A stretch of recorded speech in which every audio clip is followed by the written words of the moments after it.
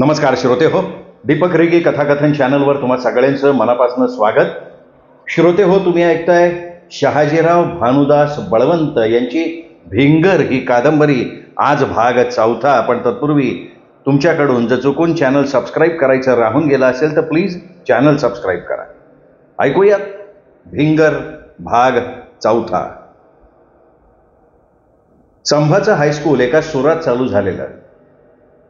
हायस्कूलमध्ये बेंच होते. संभाला याची सवय नव्हती, पण त्याला मजा वाटली. बेंच सगळे जुने झालेले. त्याच्या सभोवतालच्या मुलांना असं बसून अभ्यास करायची, लिहिण्या वाचण्याची सवय. संभाला जरा हे नवीन असल्यामुळं बेंचवर बसताना खालच्या बाजूच्या बाकड्याचा तुकडा तरी गुडघ्याला लागायचा, नाहीतर मागचा लोखंडाचा मोडलेला भाग त्याचा कोपरा कमरला नाहीतर ढुंगणाला तरी लागायचा. तसली कळ त्याला सोसायला लागायची. तो मनातनं नाराजच असायचा. संभा बसलेल्या बेंचवर शेजारी कोणीच बसायचं नाही. आपल्याला पोरांनी वाळीत टाकल्यासारखं संभाला वाटायचं. संभाचे वर्ग शिक्षक पोरे सर त्यांच्या हे लक्षात आलेलं. एके दिवशी पोरे सरांनी संभाला बाजूला घेतलं आणि महत्वाची गोष्ट कानात सांगावी तसं सांगितलं. संभाजी, तू कुठं झोपतो? तुझ्या अंगाला मेंढराच्या लघवीचा वास येतोय, कपड्यांना पण येतोय. कपडे जरा स्वच्छ धुत जा, साबण लावून आंघोळ करत जा. संभाला जरा लाजल्यासारखं झालं. हायस्कूल सुटल्यावर संभा थेट घरी आला. परबती लाकडी वेळीनं वैरण कापून बैला मोरं टाकत होता. तसाच जाऊन परबती समोर उभा राहिला. परबतीनं त्याच्याकडे लक्षच दिलं नाही. तो व्हंडीची ओली वैरण जनावरांना चिरून टाकत होता. त्याच्या येरझाऱ्या चाललेल्या. आपल्याकडे लक्ष नाही हे बघून संभा जरा चिडलेला. भाऊ, मला गणवेश कधी घेणार आहे? माझ्याबरोबर शिकणारी सगळी पोरं गणवेशात येते. मी आपलं हीच कापडं घालून शाळेत जातोय. अगा बघ जरा माझ्या शाळेकडं. आईला कोणाला कशाचा बोर्ड केला गॅसाचं? काय म्हणला? अरे आता रिप सुरू झाली या. रानं कोळपायला व्हावीत का नाही? बाजरी हुलगं मटकी जरा रानानं प्यारायला हवी. पुढं आकाड सारावनात काय खायचं? मी ह्या विचारत आहे आणि तुला साळचं पडलंय. अगा आज सर म्हणाल आठवडाभरात शाळेच्या गणवेशात आला पाहिजे. तुझ्या शाळेचं कौतुकच झालं का? हायस्कूल म्हणलं तरी शाळाच असते की. पहिल्या शाळेतली कापडं ह्या शाळेत चालत नाही ती वय? नाही ती चालत. हायस्कूल शिक्षण म्हणजे जरा उंच पायरी नाही का? मग तिथं आपल्या अंगावर बेतलेली शिंप्यानं शिवलेली खाकी पॅन्ट आणि पांढरा ओपन हाफ शर्ट चालतोय. आणि टोपी घालायचीच नाही. केस वाढवायची, कटिंग करायची, असं चालतं. नाही तर मास्तर हाकलूनच देतोय. थांब आता बेस्तरवार पतूर, 4 पैसे बघतो, नाही तर उधारीवर घेऊ. ते पैशाचं मला नका सांगू. उतरंडीला गाडग्यात नोटांची बंडलं कशाला ठेवली ती? अरे येड्या, ती अडचणीला लागत्यात. दिस का असंच राहत्यात? दिस कधी कधी वांगाळ येते, दुष्काळ येतो, आजारपण येतं, पीक पाणी करपून जातं, मेंढ्यांना आजार पडतो. आणि तुला एक गुपित सांगतो, आपलं धन असं दुसऱ्याला सांगू नये. खंडीचं खावावं पण मांडीच्या आडून. मला बेस्तरवारी महुदाच्या बाजारात कापड घे म्हणजे झालं. बरं बाबा, परवाच्या बेस्तरवारी आपण दोघंच महुदाच्या बाजारात जाऊ. पाहिजे तर तो कोण तुझा मास्तर आहे त्यांच्या पसंतीची घेऊ. संभ्याल एका तू शिक. तुझं डोकं चालतंय ना, मग शिक. तुझ्या शाळेसाठी माझी काय बी करायची तयारी आहे. भाऊ आपला यशवंता बी हुशार आहे. कशाचा हुशार आहे? नापास झालाय. अहो तो शाळेतच नाही गेला तर पास होणार कसा? त्याला काय मी अडवला होता? सारखं गुरं वासरण कोकरं करतंय, त्याच्या मागून हिंडतंय. भांडगुळासारखंच बोलतो यास. त्याच्या कामाचं बी कौतुक करतोस आणि नापास झाला म्हणून राग बी धरतोस. एकदा शाळेची गोडी लागली का अभ्यास करन त्यो. अरे पण सगळ्यांनी शाळेत जाऊन यो बैल बारदाना 4-5 खंड्या मेंढर यांचं काय होणार? यशवंताला एकदा रानाचं वार आणि मेंढराची सवय लागली ना का त्याचं मन चाळत लागणारच नाही. बावरलेल्या मेंढरागत होईन की एकदा नापास झाला त्याला काय होते. चांगली पोरं नापास होते ती. ह्यो तर शाळेत गेलाच नाही. परबतीकडं लक्ष न देता संभा बोलत होता. संभा बोलला खरं. त्याच्या बापाच्या माणगुटीवर मनाचा धोंडान बगलत बकरं दिल्यागत कसणूच तोंड करून संभाकडं बघायला लागला. रल्या का सांबा, तू एक शाळेला जायला लागलायच. धाकटा हाताखाली घावल व त्याला बी शाळेत घालायचं म्हणतो याच, तर मग पुढं या त्या रानमाळाचं, मेंढराचं आणि शेतमाळ्याचं कसं व्हायचं? उद्या शिकून तुम्ही मोठे होणार. सावलीच्या सवयीला सोकावला तर रानात राबणार कोण? असं कधी उलट तर कधी सुलट विचार परबतीच्या डोक्यात थैमान घालायचे. भाऊ तुझं खरंय, शिकता येतंय तेवढं शिकू दे. नाही तर यशवंत असाच काय नांगूर धराय जोगा झालेला नाही. पुढं आमची टकोरी चालली तर शिकू, नाही तर तुमच्या हाताखाली हायच की. संभा बोलला आणि परबती मोहरलेली आंब्याची डहाळी वाऱ्यानं हालावी तसा उलीचा खास हसला. हसत हसतच कष्टाच्या वाटाकडं निघून गेला. संभाच्या मनात मात्र पांढरा शर्ट आणि खाकी पॅन्टचं कापड अधूनमधून फडफडत होतं. कटिंग केलेल्या केसावरनं बैलाचं वशिंड कुरवळावं तसं कुरवळत होता. दोन कशाला एकच दिवस मध्ये गेला आणि गुरुवार उजाडला. परबतीला यायला घोर पडलेला त्यात आणखीन भर पडल्यागत झालं. परबतीनं कपाळावर आलेल्या पाटक्याचा तिढा जरासा वर करून तिरक्या नजरेनं बघितलं तर सजा नेणत्या लेकराला घेऊन पुढं आलेली. पदर सावरत बोलली, बाजाराला निघाला होई, तर मग पोरांच्या कापडाबरोबर पारूला एखादं लुगडं आणा. आड करायला होते हे. लोक बी टपूनच असते ती नावं ठेवायला. उगा एवढ्या तेवढ्यावरून फूट पाडाय न ग. आपलं भाऊबंद आणि शेजारी पाजारी पदरातीच टुघून टपूनच आहे ती आग लावाय. बरं तुझं ऐकतो आणि अख्खे कामा या चिंध्या घेण्यातच घालवतो. दोघीसने बी लुगडी घेऊन किती दिवस झालं ग? तुला आणलं ते बाळणपणासाठी. आता तिला लुगडं नका आणू, एक पाताळ आणा सहावारी, तिला आवडते ती. अजून लेकरूचे आपले लेकीवानीचे. बरं करतो काय करायचं ते, लय शहाणी हो नगस. चले ये सांब्या.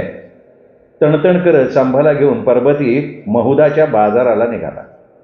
मनातल्या मनात खर्चाचा हिशोब चाललेला. संभा मध्येच हुके आल्यागत बोलला, ती बघ सौंदर्य कशी फुलली आहे, हिरवगार मुगार फुटल्यात. इकडं मेंढर आणून सौंदर्य डहाळली तर गप चल. सौंदर्य डहाळाई निघालाय. इथं माझं काय चाललंय? आज बाजरी प्यारायची होती मला, तू माझ्यावर का कावतोय? समोरची वाट बघून दोघं चालत होते. संभानं ओढ्यात तोंड हातपाय धुतलं. परबतीनं चूळ भरली. पाणी पिऊन पुन्हा चालायला लागले. बाजारात केव्हा पोहोचले त्यांना कळलं देखील नाही. गेलं कोष्ट्याच्या दुकानात. कोष्टी ओळखीचा आज.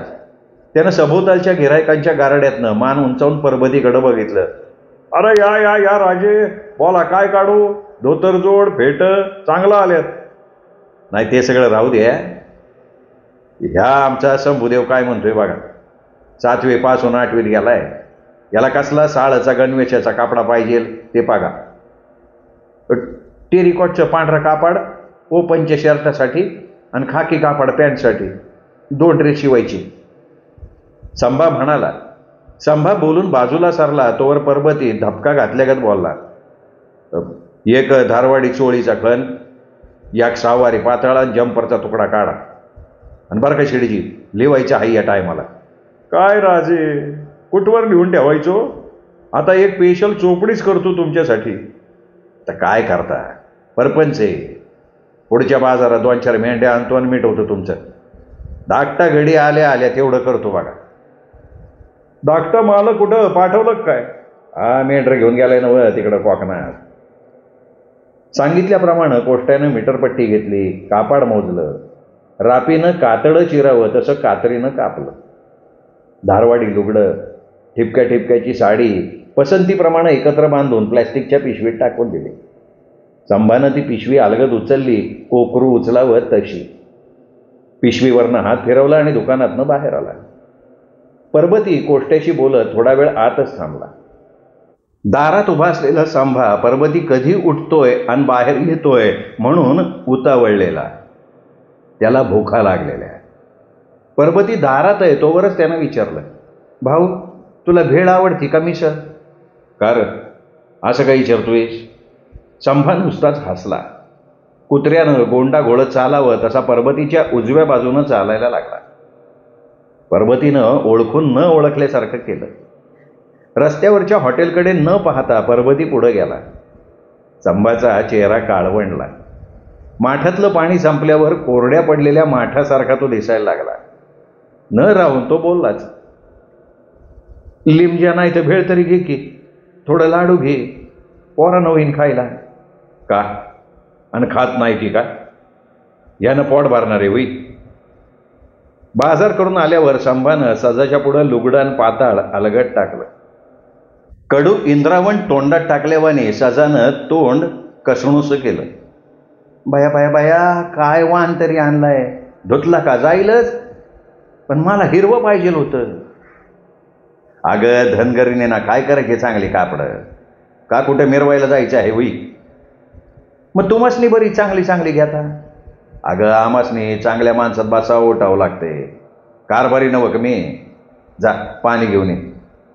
पर्वतीच्या तोंडाचा पट्टा चाललेलाच होता. सजानं गुमान लुगडं उचललं, घरात गेली, तांब्या भरून पर्वतीच्या हातात दिला. तुमच्या संग कुणी वाद घालावा? माझं ऐकून तुमचं लाखाचं 12,000 होईल. बायांच्या जातीनं आपली अक्कल चुलीपुरती ठेवावी. आईला बायाची जात आणि कांद्याची पात, दिली लाथ गेली घरात. अय इंदिरा गांधीचं राजे, लय वर तोंड करून बोलू नकासा. असं नवरा बायकोचं थोडं विनोदानंच बोलणं चाललेलं. इतक्यात यशवंता वासरान कोकरं घेऊन घराकडे आला. बांड कुत्र कोकरा संग लंगडत लंगडत चाललेलं. कार यश आहे आज लवकर?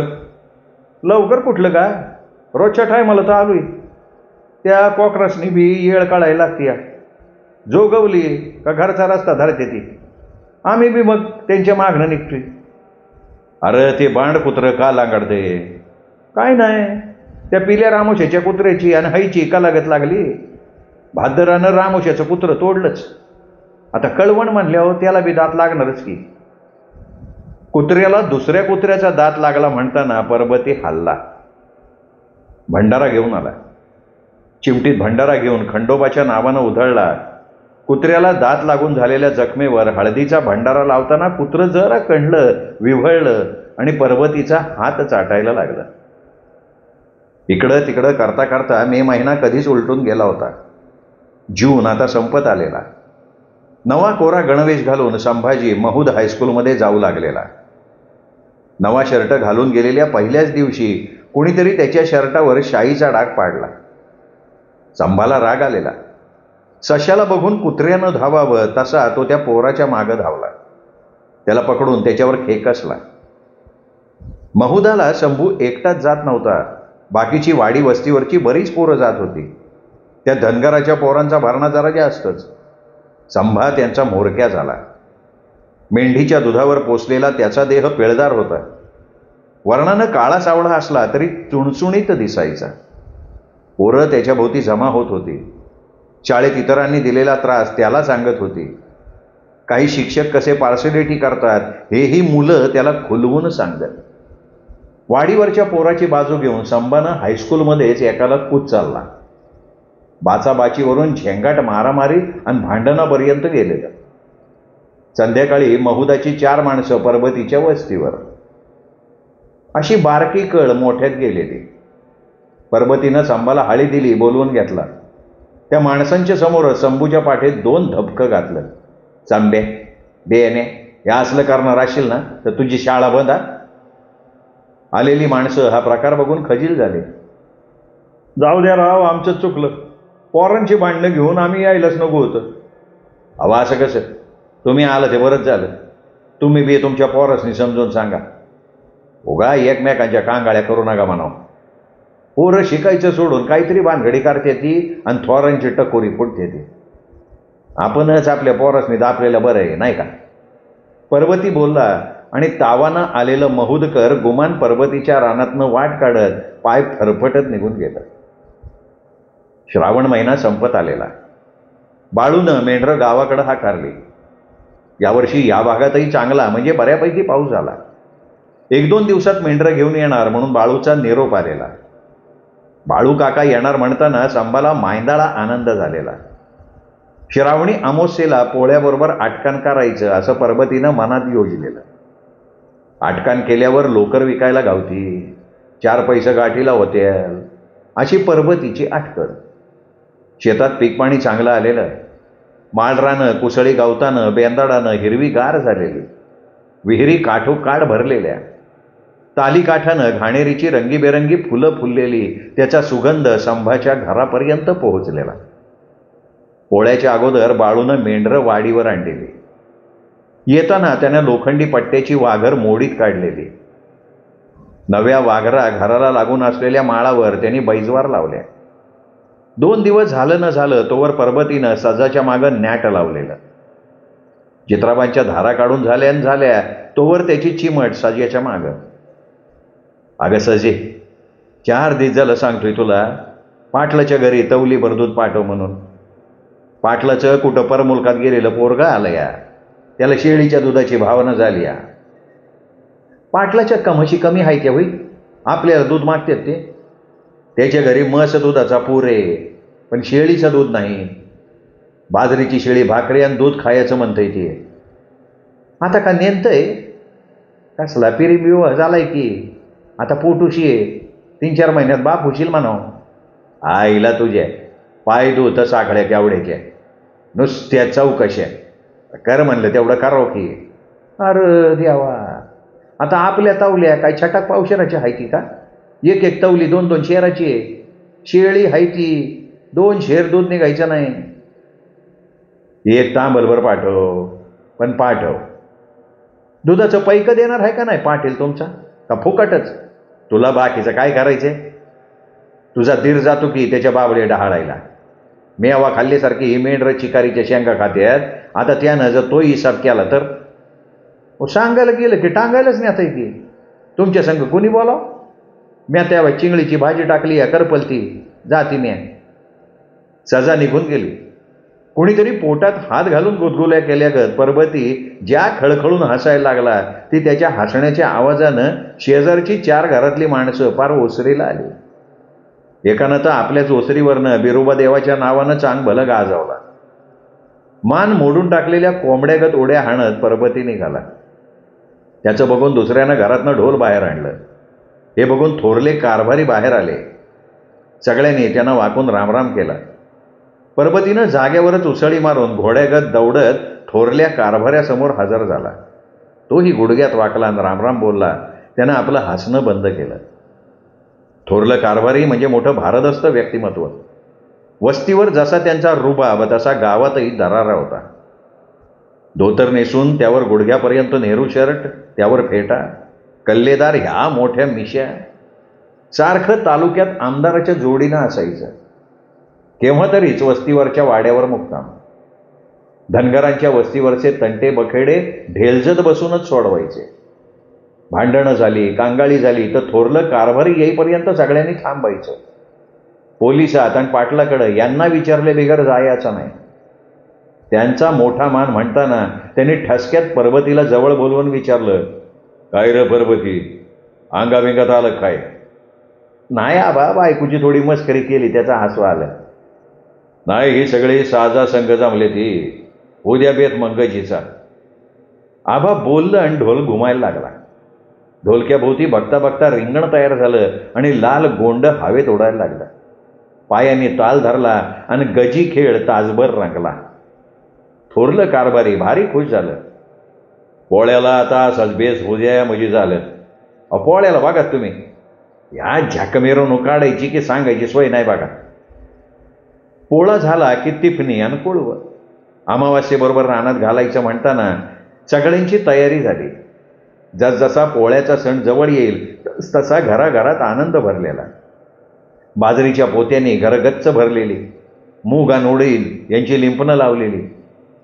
पाऊस काळ चांगला झालेला, त्यातूनच रानाला वापसा देखील आलेला. केव्हा एकदा पोळा येतोय आणि जातोय असं सगळ्यांना झालेलं. बैल सजवायची म्हणताना बेगडी झुली यांची खरेदी कशी कशी आणि कोठं कोठं करायची याची चर्चा सांच्याला वस्तीवर चाललेली. पोळ्यांच्या सणाची, बैलांच्या मिरवणुकीची आणि कुळव रानात घालायची स्वप्न बघत त्या दिवशी वस्ती पुरी झोपी गेलेली. सकाळ झाली होती. कोवळी उन्ह चावायला लागली आणि सजानं पारूला हाळी मारली. पारूबाई उठकी. कारभाऱ्यानं आणलेलं पाताळ हळद कुकू लावून मेंढ्याच्या अंगावर टाकून घडी मोडकी. जाळ तिकडं. डॉंबरणीच्या अंगावर तरी चांगली लुगडी असते ती. हे काय पाताळ आहे? आणलंय आपलं मांजर वाकलेवानी. धर तूच फाड तुझ्या लेकराला बाळू तिथं होत्याल. सगळा कारभार तुमच्या हातात आहे. आम्हाला काय किंमतच नाही तर. तुला काय म्हणायचे? माझ्याच बाला अक्कल नव्हती. या भाबड्याच्या गळ्यात बांधलं मला. मी अभि म्हणलं लगीन झाल्यावर ज्ञान येईल उली शान होईन. पण कशाचं काय? आपलंच नची फुटकं. परपंच तुझ्या हातात आहे नव.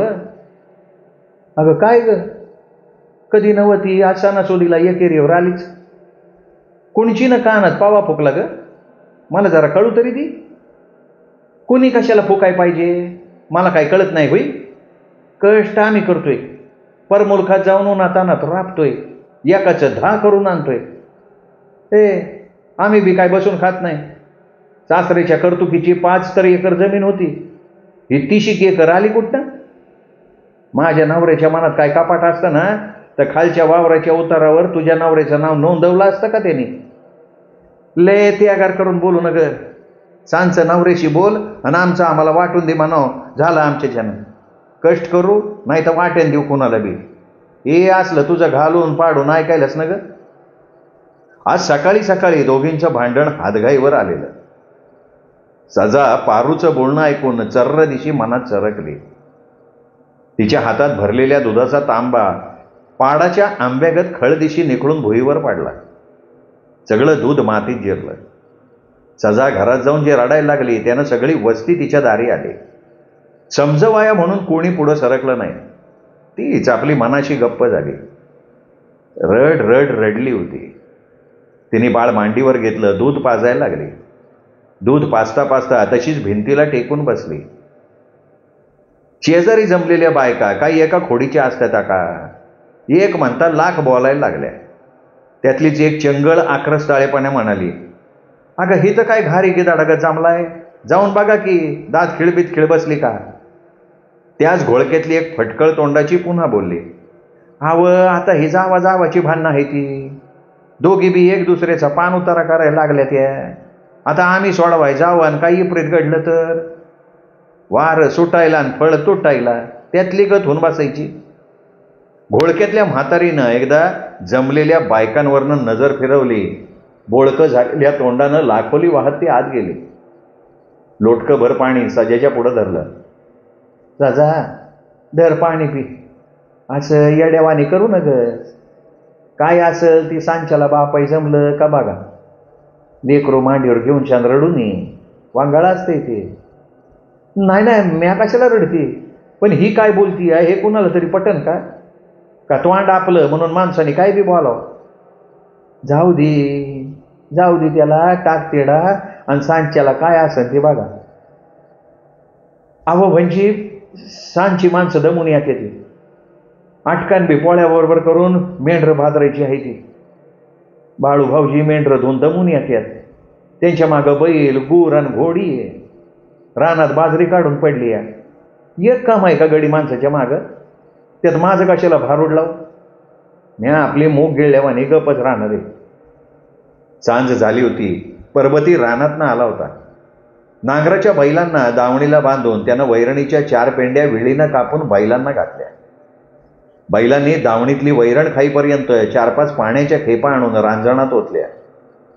बाळूनं धुतलेली मेंढरं वाघरीत घातली. घोडीचा कळावा सोडून खुटाला बांधली. सजा लगबगीनं उठली आणि चूल पेटवली. तवा ठेवून भाकरी थापू लागली. पारूनं मात्र चलाकी केलेली. झाडलोट करू लागलेली. दिवाबत्ती झालेली. कोरड्याशाची भाजी घेऊन निवडू लागलेली. उग सजाला मदत करायचं नाटक रचू लागलेली. तिच्या मनात काय आलं की गपकन उठली. मनाची शहाणी झाल्यागत जी बाई कानाला लागली होती तिच्या घराकडे गेली. तिथं तिला कळलं की ती बाई तिच्या माहेरला गेली आहे. तोंडात मारल्यागत परत आली. काही घडलंच नाही असं दाखवत काम करायला लागली. मोका बघून ती सजाजवळ गेली. तिने सजाचं पायच धरलं. अक्का अक्का कारभाऱ्याशी काय सांगू ना कसा, उगं भावात वितंडवाद निर्माण व्हायचा.